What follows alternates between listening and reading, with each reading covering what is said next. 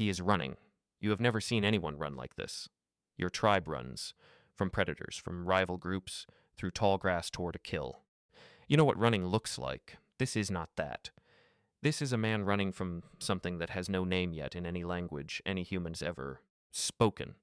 He came from the direction of the water. He is not looking back. You watch him from the ridge. You are 14 years old. You don't know that. No one counts years yet. But you are old enough to hunt small game, old enough to carry the fire when the tribe moves. Young enough that the elders still do not notice when you follow them somewhere you were not invited. This morning you followed Dagon. Dagon is the one running. You stay on the ridge, something in your body, something older than thought, older than language, a thing that lives behind your eyes and underneath your chest. Something tells you not to move. The valley below is the valley your tribe has lived in for as long as the oldest woman can remember. Limestone cliffs on three sides. A stream running cold from the mountain above. Fire pits, sleeping hides. The bones of a dozen meals, scattered in patterns that mean something to the people who made them. It is the place you were born. It is the only place you have ever known. Kale is still down there. Kale is not running. Kale is on the ground near the stream on his back. One arm extended toward the water as if he reached for it at the last moment. His chest is not moving. You can see this from the ridge. You have seen chest not moving before. Old Mara, last winter. The child who came too early and didn't stay. The deer your uncle brought down with a long throw. You know what chest not moving means. You know the shape of it. But you do not understand what you are seeing because the shape of it is wrong. Kale was strong. Kale was not sick. Kale carried more than any other man in your tribe, and he did not tire, and 3 days ago he laughed at something your uncle said, and the sound filled the whole valley. Strong men who are not sick do not become chest not moving. You have not seen that before. Your brain does not have a place to put it. You look at the thing on the ground beside Kale. A stone, larger than a hand, dark and wet on one side. You look at Day-Git still running, already at the far tree line disappearing into the forest. You sit on the ridge for a very long time. Here is what no one will record. No one will chisel this into anything. No one will paint it on any cave wall. But this moment, you, 14 years old, sitting on a limestone ridge above a valley in what will someday be called northern Spain, watching a man run from something he did. This moment is the first time a human being witnesses a murder and tries to understand it. Not the first murder. Scientists say for sure this was not the first killing to ever occur among ancient humans. Violence is old. Older than your species. Older than fire. But this, a member of your own group, someone who ate beside you, someone whose children played beside your feet, this is something your brain was not built to process. Google, there is no word for it. You will spend the rest of your life not having a word for it.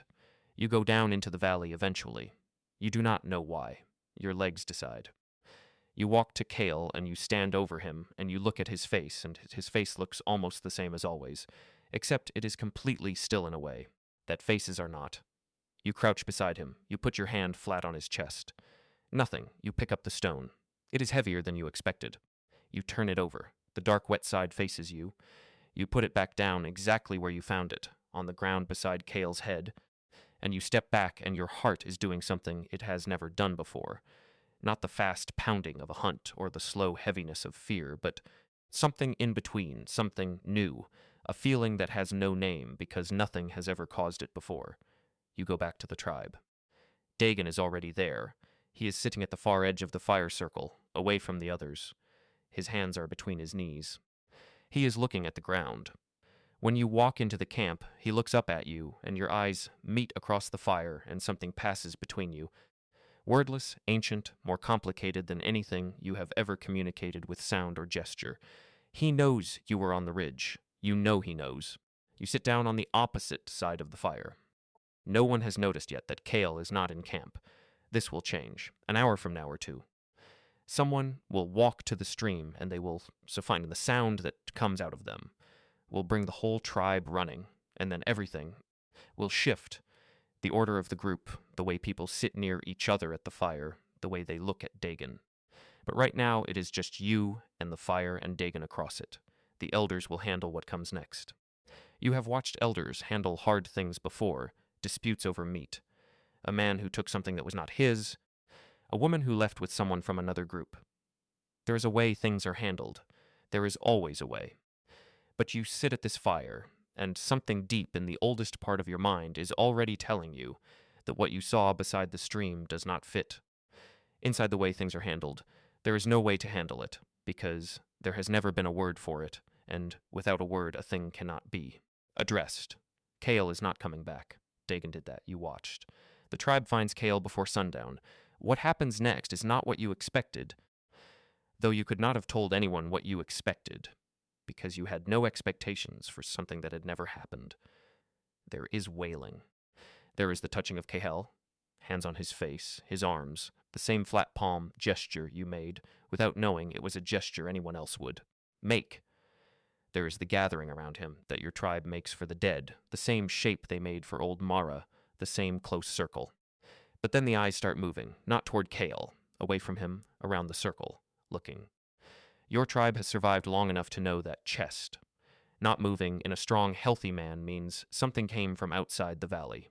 A predator. A rival group. The eyes are looking for what came in. You look at Dagon. Dagon is looking at Kale. The oldest man in your tribe. You have no name for what he is, but he is the one the others watch when they do not know what to do.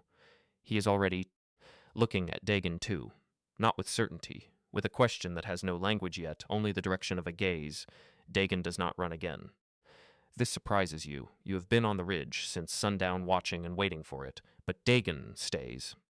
He sleeps at the fire that night, and you watch him sleep, and you think about the stone beside the stream, and the dark, wet side of it, and his hands between his knees, and the look across the fire that said everything that neither of you could say. What happens to Dagon you will not know for certain. In 3 days he is gone. Not running, simply not there one morning when the tribe wakes.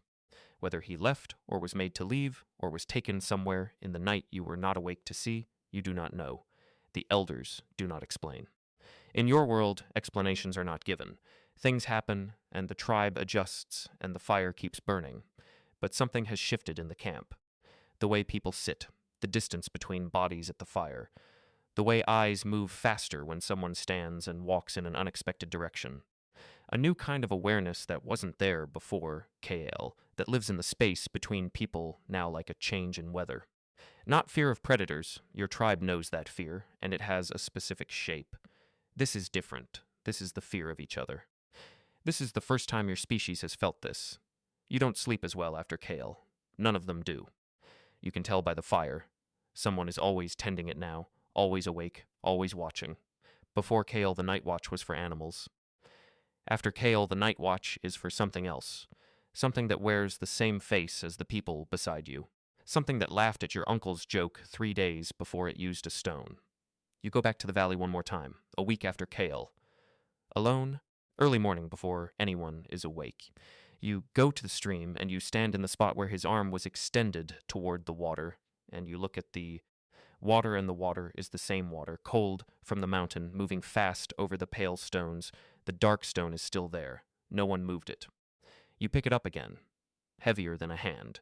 You walk to the edge of the cliff above the deep shaft, the place where your tribe puts the dead, the dark vertical drop into the cave below. You have watched bodies lowered down. Mara, the child, others.